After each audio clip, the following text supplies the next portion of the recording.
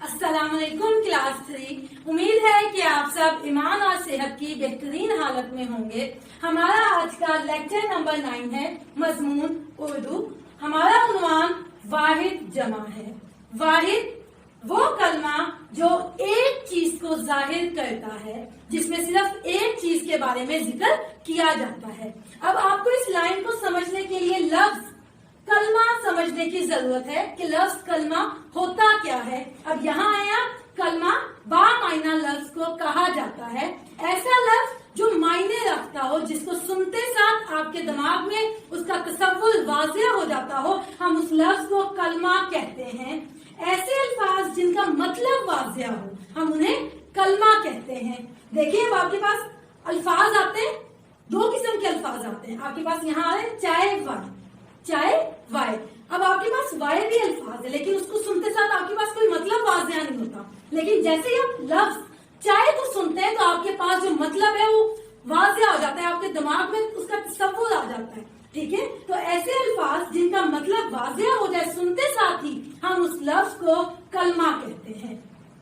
अब आप आए वाहिद की मिसाल पे। किताब देखिए, आप सुनते हैं नाम तो आपको पता चल जाता है किताब कैसी होती है, क्या होती है। ठीक है, कुर्सी, दोस्त। जी, अब हम आते हैं जमा की तरफ। जमा वो कलमा जो एक से ज्यादा चीजों को जाहिर करता है, हम उसे जमा कहते हैं। बेटा यहाँ पे तवज्जो दिएगा, एक से ज्यादा चीजें, जबकि हमने वाहिद में पढ़ा था सिर्फ एक चीज। जब एक से ज्यादा चीजों का जिक्र किया जाता है तो हम उसे जमा कहते हैं। ठीक है, अब यहाँ पे आए किताबों यानी कि एक से ज्यादा चीज का जिक्र किया जा रहा है। एक चीज होती है तो वो किताब होती है, एक से ज्यादा है तो किताबों कहा जाता है। ठीक है, कुर्सियां एक से ज्यादा का जिक्र है, दोस्तों एक से ज्यादा का जिक्र है। अब एक से ज्यादा चीजों का जब हमारे पास जिक्र किया जाता है तो हम उसे जमा में शुमार करते हैं। जी बच्चों, अब मैं आपको मुख्तलिफ अशिया की मदद से वाहिद जमा का तसव्वुर देने जा रही हूँ।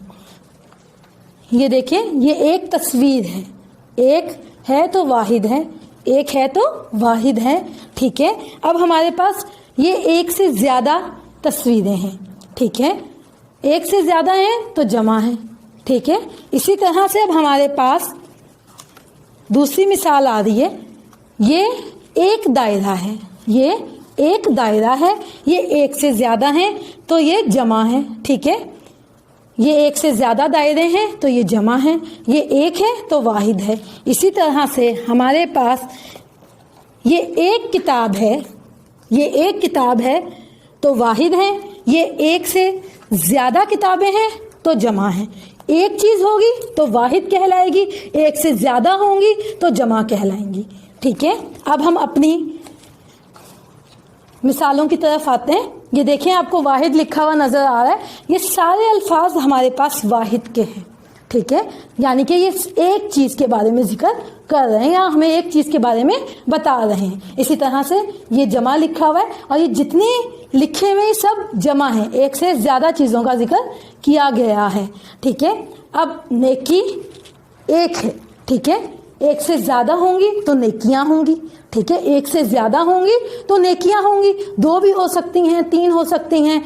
इसके अलावा हमारे पास एक तीन से ज्यादा भी हो सकती हैं। जितनी भी हैं एक से ज्यादा हो जाती हैं तो फिर जमा में आती हैं। इसी तरह से एक है तो शख्सियत है, एक से ज्यादा है तो शख्सियात है। ठीक है, एक है वाहिद कहलाएगी शय, और एक से ज्यादा है जमा है तो अशिया है। ठीक है, राहें, इसी तरह से पैगाम, पैगामात, पेशा, पेशों, शरारत, शरारतें, नेमत, नेमतें, तय, तहें, उस्ताद, उसात्ज़ा। जी बच्चों, पहले हमने वाहिद से जमा बनाए थे, अब हम जमा से वाहिद बनाएंगे। ठीक है, अब मैं आपको एक दफा दोबारा जो है जमा का तसव्वुर दे रही हूँ कि एक से ज्यादा चीजों को हम जमा कहते हैं। एक से ज्यादा चीजों को हम जमा कहते हैं, जबकि एक चीज को हम वाहिद कहते हैं। ठीक है, अब देखें, वादियां यानी कि एक से ज्यादा वादियां हैं। ठीक है, अब वादी एक है, इसी तरह से चीजें ज्यादा हैं और चीज एक है, वाहिद है। हमारे पास कफार, काफर, अमानतों, अमानत, फाकों, फाका, सहाबियों, सहाबी। बेटा यहाँ पे देखें, आपको पता है सहाबी किसको कहते हैं? नबी सल्लल्लाहु अलैहि वसल्लम के दोस्त और साथी को हम सहाबी कहते हैं। यहाँ पे उनका जिक्र किया जा रहा है कि एक थे तो सहाबी थे, ठीक है, एक से ज्यादा होंगे तो सहाबियों होंगे, ठीक है। चट्टाने, चट्टान, तन्हाइयाँ, तन्हाई, शिकायत, शिकायत, आदतें, आदत। जी, अब हम आते हैं जुमलों में वाहिद का इस्तेमाल और जुमलों में जमा का इस्तेमाल। बेटा हमने पढ़ा था वाहिद वो कलमा है जिसमें किसी भी एक चीज को जाहिर किया जाता है, और जमा वो कलमा है जिसमें एक से ज्यादा चीजों का जिक्र किया जाता है। अब हमारे पास यहाँ पे जुमले दिए हुए और इन जुमलों में जो लफ्ज हैं ये वाहिद के लफ्ज हैं। आपको अंडरलाइन किए हुए अल्फाज नजर आ रहे होंगे, ठीक है। और यहाँ पे देखें हमारे पास जो खत कशीदा अल्फाज हैं इनको हमने जमा की सूरत में लिखा है, ठीक है। अब हम पहला जुमले की तरफ आते हैं। शहर में नई इमारत की तामीर जारी है।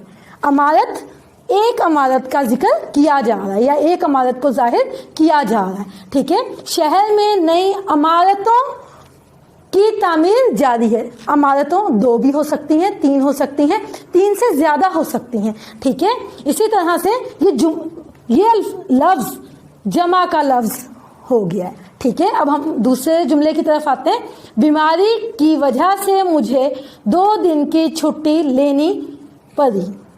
यहाँ पे दिन, एक दिन को जाहिर किया गया है, जबकि यहाँ पे साथ में 2 लगा दिया गया है, ठीक है। तो हमने यहाँ पे इस जुमले को दिन का जो है दिनों बनाना है, जुमला जो है जमा में चेंज करना है। बीमारी के वजह से मुझे 2 दिनों की छुट्टी लेनी पड़ी। यहाँ पे देखें 2 दिनों यानी कि दिनों की जमा कर दी गई है, ठीक है। सुनार ने मलका के लिए जेवर बनाए। जेवर सिर्फ एक जेवर बनाया, ठीक है। हार हो सकता है, चूड़ियां हो सकती हैं, कुछ भी हो सकता है, लेकिन सिर्फ एक चीज है, ठीक है। अब यहाँ पे देखें सुनार ने मलका के लिए जेवरात बनाए।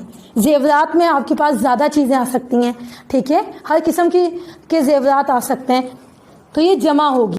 हमारे स्कूल में अजनबी फर्द का दाखिला मना है। फर्द यहाँ पे वाहिद लफ्ज है, ठीक है। अब हमने अगले जुमले में इसका फर्द का जमा लिखना है, ठीक है। हमारे स्कूल में अजनबी अफराद का दाखिला मना है। फर्द की जमा अफराद है। जी बेटा, हमारा आज का उन्वान वाहिद जमा मुकम्मल हो चुका है। अब हम इसकी दोहराई की तरफ आते हैं। हमने आज वाहिद और जमा सीखा, ठीक है।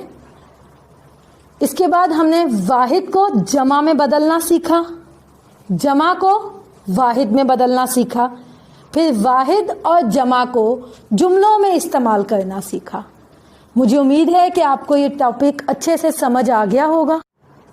बेटा आपने अब अपने आसपास की चीज़ों में, लोगों की बातों में वाहिद और जमा सुनने हैं और उनको तब्दील करने की कोशिश करिएगा।